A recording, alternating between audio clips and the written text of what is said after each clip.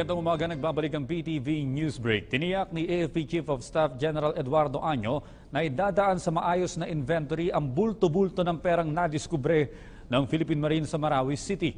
Nadiskubre sa isaragawang clearing operations malapit sa Mapandi Bridge ang perang nagkakahalaga ng 52 million pesos at 27 million pesos na tseke at isang machine gun sa inabandonang bahay.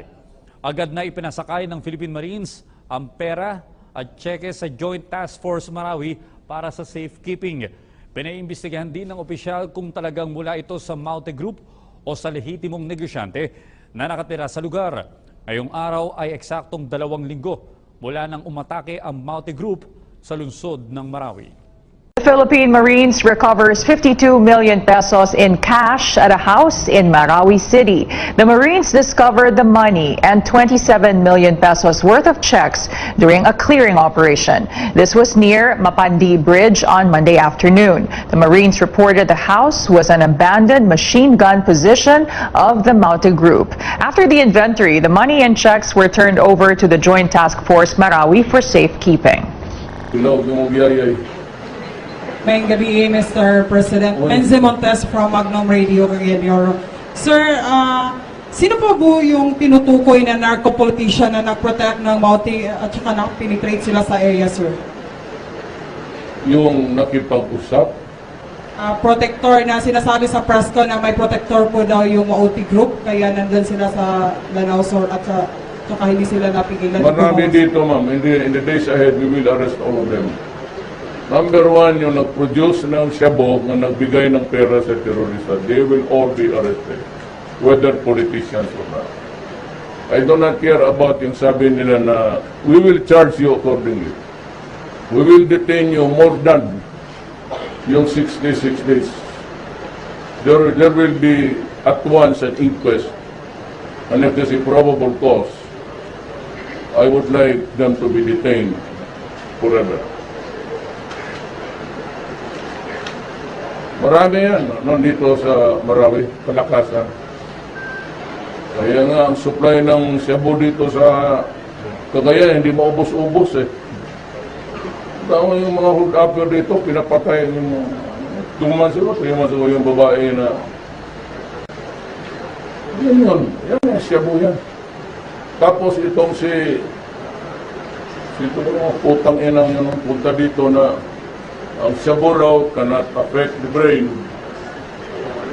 Yung gago na yun, I think it was black. Yeah. What is it number? It is really true na sinabi niya yan. Actually, naka-shabu yan sila yung panahon na yun. Ang mga gago, even suggesting na tayo raw, I will put up clinics all around the urban cities at ibigay na lang yung shabu para hindi napatayin, just give them shabu as part of the solution. Kung hindi ko talaga, kaya sinasabi ko, President Duterte is calling us stupid. Ano pa pala ang tawag ko sa inyo, di stupido. Bakit ako magbahog sa kanila ng cocaine, pati shabu? Di para ako nagpakamatay dyan sa sarili ko. Tarantado talaga ito mga puti. Walang utak itong iyo, walang utak. You know this iyo, they're all hypocrites. Itong yung Europeans, tell them na sinabi ko, you know, there is only one conscience of mankind. It is unchanging. In 1914 to 1917, when the Duke of Ferdinand Austria was killed, you went to war with each other. How many died? 15 million. Kami dito nag-imbento kayo ng 10 million, gagara-gara kayo sa akin. Ano ba konsensya ninyo? Si Obama was reprimanding, chastising me in public. Para niya akong empleyado putang ina sa federal government. Pagdating ni Trump, oh, Mr. President, you're my friend, you're doing it right. You know what? Saan mga po itapon dyan? There is one value of a president who's infected with what? I do not know. There's another guy, my friend Trump, says that you're right. You have every right to protect your country. What he said. What is important dapat will be the people. While President Rodrigo Duterte wants a speedy end to the Marawi City terrorist siege, his directive remains. Utmost priority must be the safety of civilians trapped in the fighting between government forces and the terrorists. The president also ruled out any negotiation with the terrorists, as we hear in this report. President Rodrigo Roa Duterte stands firm that despite the strength and firepower of the armed forces, the government's priority concern remains the welfare and safety of civilians who are trapped in the middle of the clash. We cannot go in firing our weapons at once because we do not want to hurt civilians. We are a government bound by civilized rules. Kaya kong tapusin yan 24 oras. Ihulog ko ng lahat yung bomba dyan. But I cannot do it. So we have to, dahan-dahan ka, you have to go to the mountains and make sure that nobody is behind or on the side to do some collateral damage. Kasi pagka ganon, talo tayo. If we kill a lot of civilians more than the rebels, we lose the fight. Because we lose the moral ascendancy. Because it says that we do not care about lives, about human rights. The chief executive added that after he met with Moro National Liberation Front founding chairman Nur Miswari, he accepted Miswari's offer to help and cooperate with the government troops against terrorist group Maute. He has offered 2,000, and I said I'm willing to take in 2,000 as regular troops of the armed forces of the government. That offer also goes to the NPAs. Kayong ayaw na ninyo mag-away, I'm not asking you to join my force. You just surrender and I'll give you the houses and I will expand the land reform program of the government. I do not have to train them to go to war. They are at war with us. But if they decide to side with us, then maybe I can solve a little bit of the problem. Aside from this, Moro Islamic Liberation Front or MILF also pledged to help the government rescue civilians in communities which are now occupied by Maute. The president reiterated there will be no negotiation with terrorists. I am not ready to negotiate with terrorists. They're the ones getting trouble there. So it is up to them to allow government and the other NGOs to go inside, including the church, to rescue some of the helpless civilians there. But talking about law and order, that's far from my mind. For the Nation, Julius de Samboron, Subic Zambales. Kanho natin si Sweden Velado tungkol po ito sa naging tulong ho ng ating pamahalaan na umabot na daw ho sa 45 million pesos ang kanila pong naipaabot ng pamahalaan po yan sa ating pong mga biktima ng kaguluhan dyan ho sa Marawi City. May report si Sweden Velado. Sweden. Regular Mindanao hour sa Palasyo as of 6 p.m. ng June 4 kahapon yan, 20 ang naidalang bilang ng sibilyan na napatay ng mga lokal na teroristang grupo. Mahigit 1,400 sibilyan naman na ang na-rescue habang nananatiling 100 at 20 ang bilang ng mga napatay na kaaway at 78 ang na-recover na armas mula sa kanila. Sa panig ng gobyerno, walang nadagdag sa 38 sundalong killed in action at hinihintay pa ang bagong impormasyon hinggil sa bilang ng mga sundalong sugatan. Hindi naman bababa sa 45 milyong piso ang halaga ng augmentation assistance na naipaabot ng DSWD sa mga response center at field office na rumiresponde sa ating mga kababayan sa Marawi City. Ayon kay AFP spokesperson General Restituto Padilla, nais ni Pangulong Rodrigo Duterte na tapusin na ng militar ang pag-aasik ng karahasan sa Marawi ng grupong Maute. Subalit, kailangang proteksyonan din ang buhay ng mga sibilyan. Wini-welcome naman aniya ng pamahalaan ang pagpapahayag ng interes ng Moro National Liberation Front, Moro Islamic Liberation Front at iba pang civic society groups na maging kaisa ng pamahalaan sa paglaban sa grupong Maute at iba pang mga kasabwat nito. Gayunman, Alex, sinabi ni Padilla na kailangan pang masusing buuin ang protocol at mekanismo kung paano ito gagawin. Kaya para sa kanya, sa ngayon, malabong makasama ng ating mga sundalo ang MNLF at MILF sa pakikipagsagupaan sa grupong Maute. Samantala, ayon kay Padilla, nananatiling hamon sa kanila ang pagkubli ng ilang mga miyembro ng Maute sa mga moske sa Marawi. Base kasi sa international law na the Hague Rules of Air Warfare, hindi maaaring pasabugin ang place of worship gaya ng moske dahil posibleng magresulta ito sa criminal or religious war. Kaya naman panawagan ng AFP sa mga kasapi ng Maute Group ay sumuko na lang. Sa ngayon, 9 na mga kasama na nila ang kusang sumuko sa otoridad. Hindi naman nagkomento ang palasyo at AFP sa pahayag ng Defense Minister ng Indonesia sa naganap na International Security Forum sa Singapore nitong linggo kung saan sinabing nasa 1,200 members na ng Islamic State o ISIS ang nasa bansa dahil wala pang sapat na ebidensya para patutuhanan ito. Para sa Bayan, Sweden Velado.